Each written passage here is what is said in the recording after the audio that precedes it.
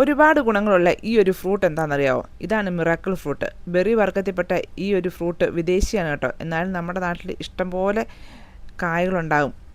ഒത്തിരിയേറെ ഗുണങ്ങളുള്ളതാണ് ഈ ഒരു ഫ്രൂട്ട്. ഒത്തിരി വലിയ മരമൊന്നും ആകുന്നല്ല കേട്ടോ. വെസ്റ്റേൺ ആഫ്രിക്കയിൽ നിന്നാണ് ഇതിൻ്റെ വരവ്. ഈ ഒരു ചെറിയൊരു ഫ്രൂട്ട് കഴിച്ച ശേഷം നമ്മൾ പുളിയുള്ള എന്ത് സാധനം കഴിച്ചാലും നമുക്ക് നല്ല മധുരമായിട്ടാണ് കേട്ടോ ഫീൽ ചെയ്യുന്നത്. ഞാനിവിടെ ഒരു നാരങ്ങ ഒന്ന് കട്ട് ചെയ്തിട്ട് അതുപോലെ ഒന്ന് പിഴിഞ്ഞു കൊടുക്കുകയാണ് ചെയ്യുന്നത്. പുളിയുണ്ടോ എന്ന് നോക്കിയാലോ? പുളിയുണ്ടോ? ഉണ്ടോ? പുളിയൊന്നുമില്ല. ഉണ്ടോ? ഇതാണ് മിറാക്കിൾ പ്ലാന്റ്. പേര് പോലെ തന്നെ മിറാക്കിളാണ് കേട്ടോ. ഇതിനകത്ത് ഈ ഒരു പഴം ഉണ്ടല്ലോ, ഈ ചെറിയ ഒരു ഫ്രൂട്ട് കഴിച്ച് കഴിഞ്ഞ് 2 മണിക്കൂർ നേരത്തേക്ക് നമുക്ക് എന്ത് കഴിച്ചാലും, പുളിയുള്ള സാധനം എന്ത് കഴിച്ചാലും മധുരമായിട്ട് ഫീൽ ചെയ്യും. ഡയബറ്റീസ് ആയിട്ടുള്ള ആളുകൾക്ക് അവരുടെ ബ്ലഡിൽ ഇൻസുലിൻ്റെ അളവ് കൂട്ടാനായിട്ട് ഒത്തിരി നല്ലതാണ് ഈ ഒരു ഫ്രൂട്ട്. പിന്നെ ഇത് കഴിച്ച് കഴിഞ്ഞിട്ട് നമ്മൾ സോഫ്റ്റ് ഡ്രിങ്ക്സ്, പെപ്സി, 7up അങ്ങനെയുള്ള സാധനങ്ങളൊക്കെ കുടിച്ചാൽ അതിൻ്റെ ആ ഒരു എഫക്റ്റ് നഷ്ടപ്പെട്ടു പോകും കേട്ടോ. അപ്പോൾ അതൊന്നും, അങ്ങനത്തെ സാധനങ്ങളൊന്നും കുടിച്ചില്ലെങ്കിൽ നമ്മുടെ വായിൽ എപ്പോഴും ആ മധുരം നിൽക്കും കേട്ടോ. പിന്നെ ഇതിൻ്റെ ഏറ്റവും വലിയ ഗുണം എന്താണെന്നറിയാമോ?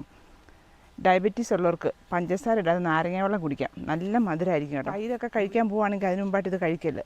നല്ല മധുരമായിരിക്കും കേട്ടോ. ഇത് ഡയബറ്റീസുകാർക്ക് മാത്രമല്ല കേട്ടോ, ഒബേസിറ്റി കുറയ്ക്കുന്നതിനും കീമോതെറാപ്പി കഴിഞ്ഞുള്ളവർക്ക് വായിലെ ടേസ്റ്റൊക്കെ പോയവർക്കൊക്കെ നല്ലതാണ് ഈ ഒരു ഫ്രൂട്ട്. ഈ ഒരു മരം ശരിക്കും വിദേശിയാണ് കേട്ടോ. നൈജീരിയ, ഗാന പോലുള്ള വെസ്റ്റേൺ ആഫ്രിക്കയിൽ നിന്നാണ് നമ്മുടെ നാട്ടിൽ ഇതും വരുന്നത്. എന്തായാലും നമ്മുടെ നാട്ടിൽ നല്ലതുപോലെ കായ്ക്കുകയും ചെയ്യും. അതുപോലെ തന്നെ അധികം സ്പേസ് ഒന്നും ആവശ്യമില്ല കേട്ടോ ഈ ഒരു മരം നമ്മുടെ നാട്ടിൽ വെച്ച് പിടിപ്പിക്കുന്നതിന്.